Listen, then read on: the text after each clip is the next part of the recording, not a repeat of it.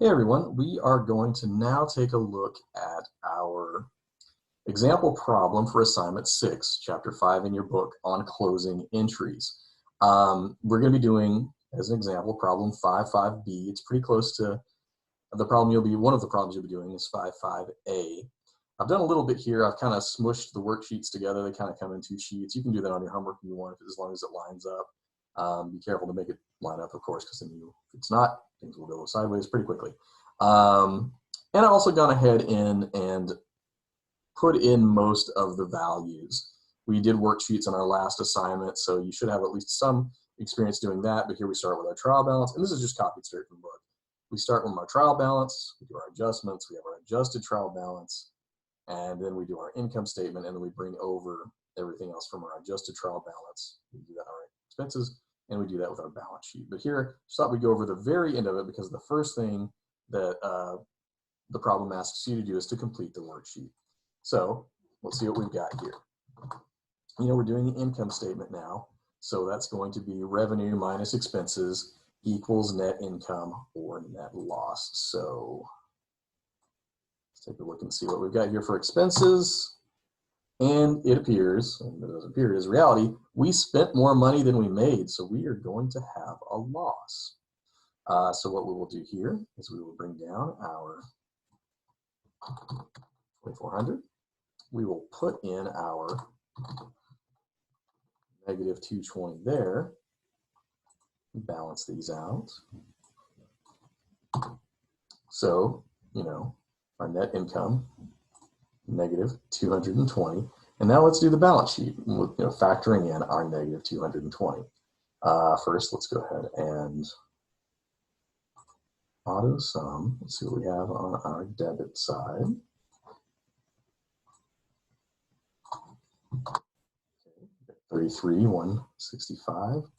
Over here on our credit side,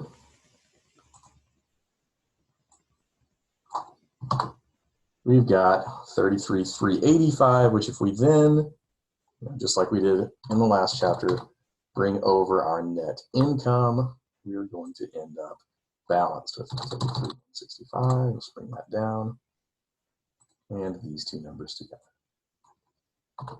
So there we go. We have balanced the balance sheet. We've completed the first step of the worksheet. The next thing that it has us do is do the income statement, the statement of owner's equity, and the balance sheet. I've already done these, so we're just going to go over them. I'm not going to do the entries on them, but I do want to pay close attention to number 3, where it says that we have to assume an additional investment of $2,500 on December 1st. We will get to that directly, but let's pop over and look at first our income statement. Just like the income statement on the worksheet, $2,400 in revenue, we subtract out all of our, add up all of our expenses, which we ended up with $2,620. We've spent more than we have made, so the business lost in operations $220 this year, because it's for the year ending. So now we go to that statement of owner's equity. I want to pay close attention to the wording of the problem and some dates and how we want to write this in the statement of owner's equity. So again, we say here that we had an additional investment of $2,500 on December 1st.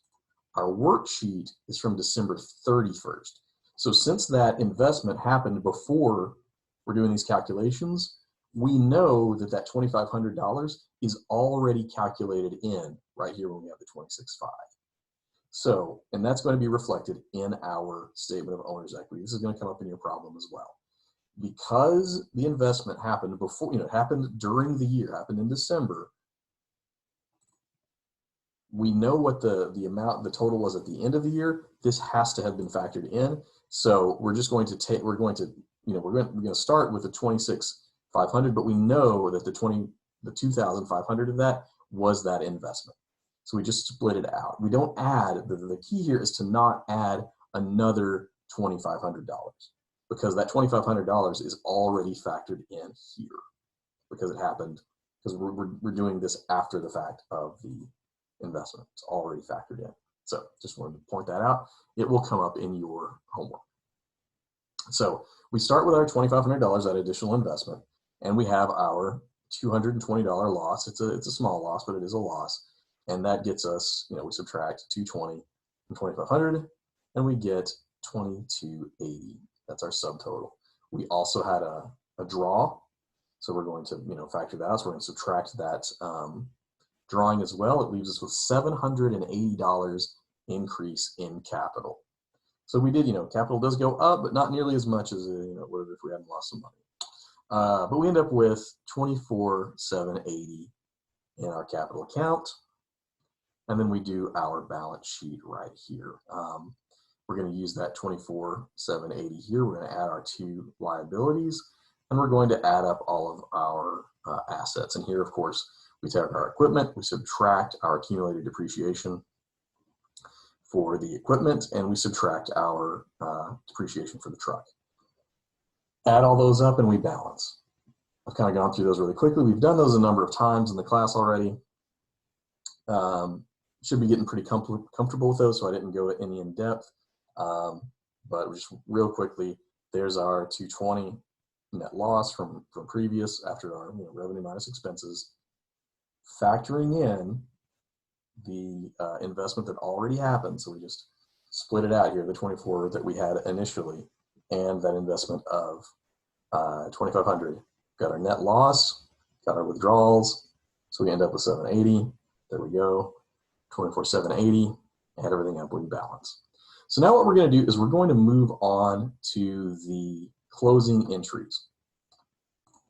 And what the closing entries do is they bring down to zero or zero out. You're zeroing out there are two kinds of accounts if we're talking about closing. If we're just talking about closing, we have permanent accounts and we have temporary accounts. Permanent accounts are the balance sheet accounts. They're the ones that are going to carry with us to next year. The ones that let's just say, so December 31st is the last day of the year. January 1st, of course, is the next day. We want to make sure that we carry our cash over to the next year. Same thing with our accounts receivable. We want to make sure that we carry our liabilities over so we don't forget to pay them, so we don't have creditors showing up. And of course, we want our owner's equity to carry over to the next year, so that we will, so the owner will have some value there. The temporary accounts are the income statement accounts and drawing. Essentially, they are it's essentially saying what happened last year doesn't matter going forward. We're starting a brand new year. One way that you can look at this, it's a sports analogy. It's not perfect, but if you say that, let's just say that we have a basketball team and we have the players, and they're all going to be on the team next year. So we have the players and we have the coach and we have the facility. All of that is going to come with us next year. But our wins and losses for this year, we're going to start next year at 0-0. Our wins and losses this year don't matter for next year. And if you think about, a business, your wins being your revenues, your losses being your expenses. And so we're going to close out those expenses, revenues, and drawings. So those will be 0 going in to the next season or the next fiscal year or period or whatever we're closing out. Because it can be, we could be closing out a month, we could be closing out a week, something like that. Here, we're closing out a year. And the thing about closing entries, another way to look at them is, and here is, closing entries will be done the exact same way every time you close. There's no trick to it. You do the same thing, and here they are. First thing you do is close revenue. The second thing you do is close expenses. The third thing you do is close income summary. We'll talk about that in a moment. And then the fourth thing you do is close drawing, and then you're done. It happens the same way each time. I've set this up to kind of show off some things. And notice I don't have any counts in here because we'll get to it, but there's a reason why I don't. Another thing you can do another way to think about closing entries is that we are going to be journalizing and putting in the ledger the income statement and the statement of owner's equity. Because if you think about it, we've calculated up our revenues and we've calculated up our expenses, but when we do them in the income statement, we have that number at the end. That is just a number that we know. We haven't actually journalized it and put it in our books yet. And that's what the closing entries do. And then withdrawing, we have recorded that we've taken the cash out when we did the, a drawing transaction will be, drawing debit, cash, credit. So we've recorded the effect on cash, but we haven't recorded the effect on capital.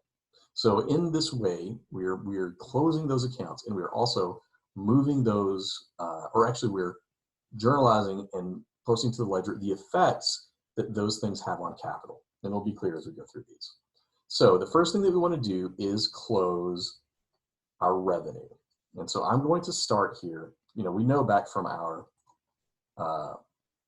income statement that we have $2,400. Oops. We have $2,400 as a credit balance because it's credit normal for fees earned. We also know from that income statement, you would have, of course you would do the T account for each expense. Here I'm just going to add them all together for the sake of brevity. And so we had 2620 totaled up in expenses. And of course, expenses are debit normal, so it's going to be on the debit side. So this is what we mean by closing. When we close revenue, we know that our revenue account, which is fees earned, is credit normal. So in order to get that value out, when the value goes up, we record it as a credit. How do we get that value out? We're going to debit it. We're going to move the value. We're going to move that $2,400 of value out of fees earned to get the fees earned account down to zero. And so we're going to debit it. Here we have the fees earned debit. Put it in here for 2,400. And we'll reflect this in the T account. 2,400, right? If we did the math, let's do this math right here. We'll put a little bar under it. We're going to have 0, 0, right? There's nothing in here. We've subtracted 2,400 from 2,400, and we end up with nothing, right? We've emptied that account. But now we have this $2,400 that we have to do something with. We're still doing dual entry accounting. We still have to put this value somewhere.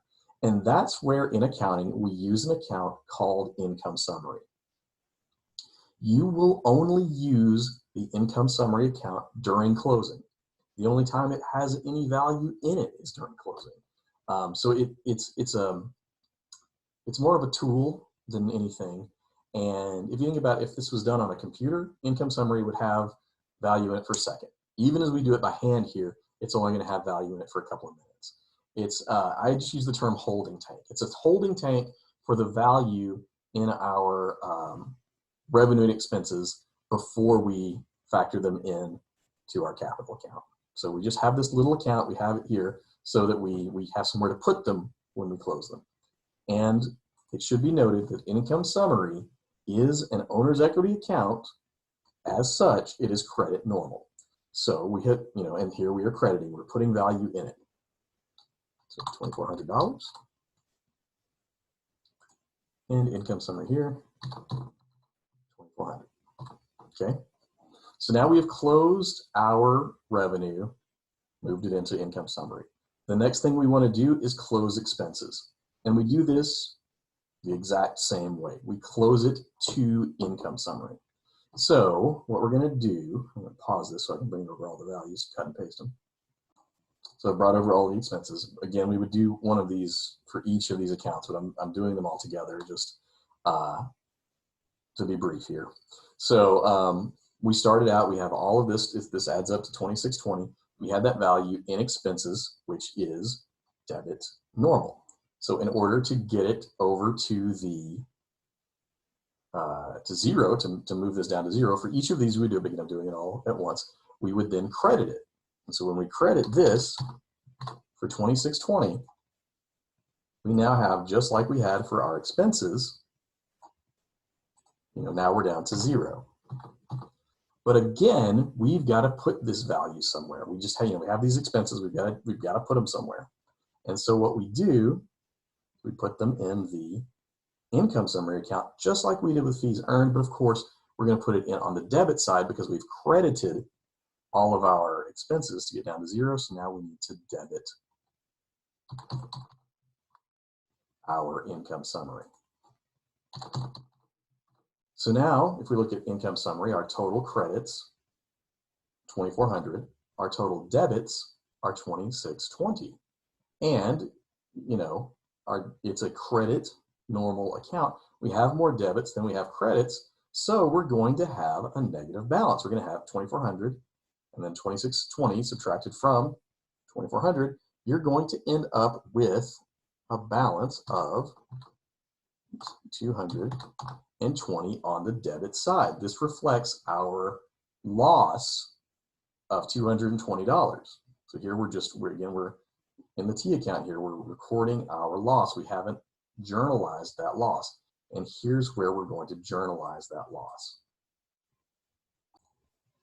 Okay, we're going to journalize that loss. And I pause it here just for a second to go ahead and put in the A and B that were normal so we can see where we've done the work, right? So, I need to do it for these two as well. So this one's going to be A, and this one is going to be B. So now we have this debit balance, essentially this negative balance of $220. So we need to do something with this because the third step in closing, we want to close income summary. So we currently have a debit balance in income summary. We need to close this. So what are we going to do? Just like with these, we need to do the opposite. We need to do the opposite of whatever it has in it, right? It's got a debit balance. We need to credit this to get down to zero. Now, if this business had made a profit, we would have, and this will happen in your homework, in that case, you will have a credit balance because you will have made money and it's on the credit side, it's credit normal.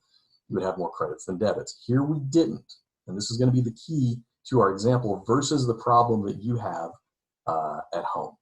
And so what we're going to need to do here in order to close income summary, it has a debit balance, so we're going to need to credit it.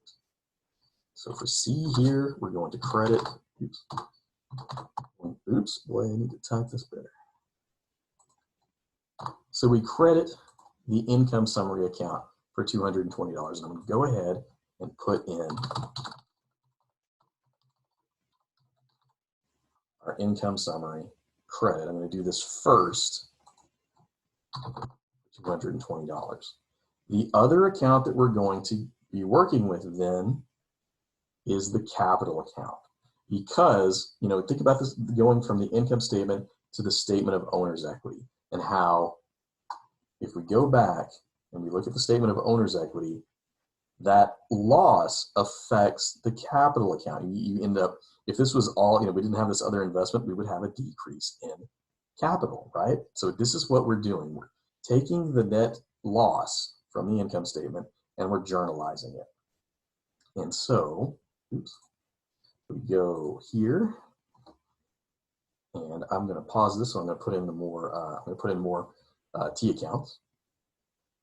Okay, so I put in the T accounts. So for capital and drawing, because those are the two we're going to close. So now we have closed our income summary now because we have credited. We had a debit balance because we were in the hole for this month. So we credit that to get that out of income summary. Go ahead and put our border down, and now we're at zero here. But what do we debit? Where do we put that? And this is where it affects capital, because if we lose $220 because of our net loss, it's going to come out of capital eventually. And so this is where we put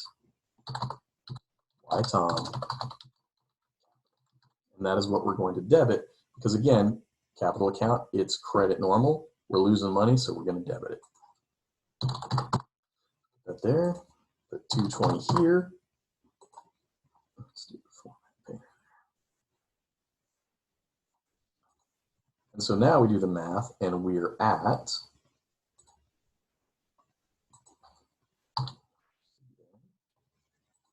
so now we have, let's see here.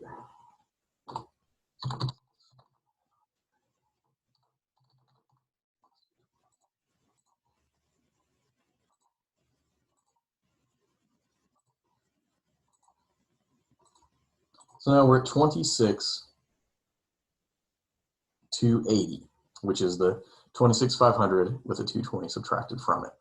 So this is where we've done the first three closing entries. Again, we do the same thing every time. The first thing we close is revenue. Second thing we close is expenses. Third thing is income summary.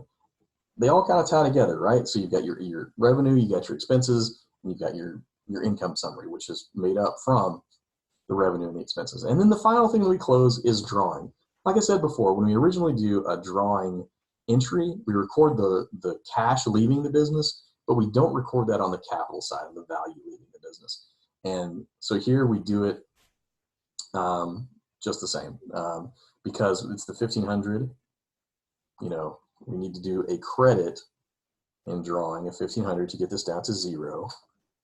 So the 100, we'll make it visible. So now we have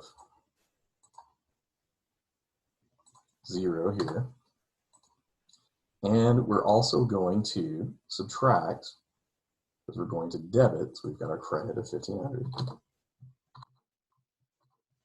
And we're going to also put our 1,500 on the debit side of capital, because again, you know, we've taken money out of the business, taken the value out of the business, and that's what we're going to do right here.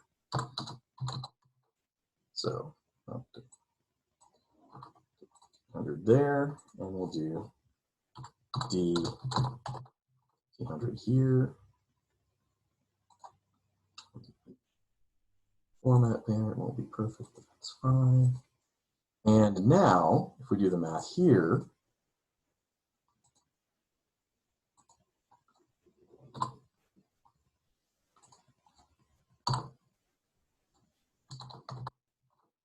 we end up with 24,780. So we've factored out our net loss, we factored out our drawing. We end up with the same number that we have at the end of our statement of owner's equity, and that's the number we're going to be putting into our balance sheet. That's the current amount for capital. So that's what we've done. That's what closing entries really do, is they take those financial statements and they journalize and put into the ledgers the results of those financial statements. And so the final thing we do, so now we've closed our books, we're pretty sure they match up, but we want to go into our next period on a good foot, knowing that we balance. And so the last thing that we're going to do is something known as the post-closing trial balance. So this is yet another trial balance, but it's really easy to do because we don't have any revenues, we don't have any expenses, and we don't have any drawing because we've already dealt with that stuff. That stuff's already been closed. We only have to worry about the stuff going into next period, next year, next quarter, whatever. So I'm going to pause it and I'm going to bring those numbers over and then we'll add them up. Okay, so I've just brought all of the amounts over from our balance sheet over here to that post-closing trial balance. And it's the last thing we want to do. We want to make sure this balances before we go on to the next period.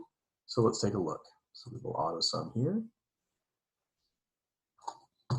Success, we have 31,665.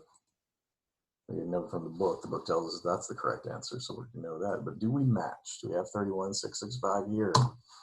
We do. So this means that we can go into our next period knowing that our temporary accounts have all been zeroed out, our revenues, our expenses, and our drawing and income summary.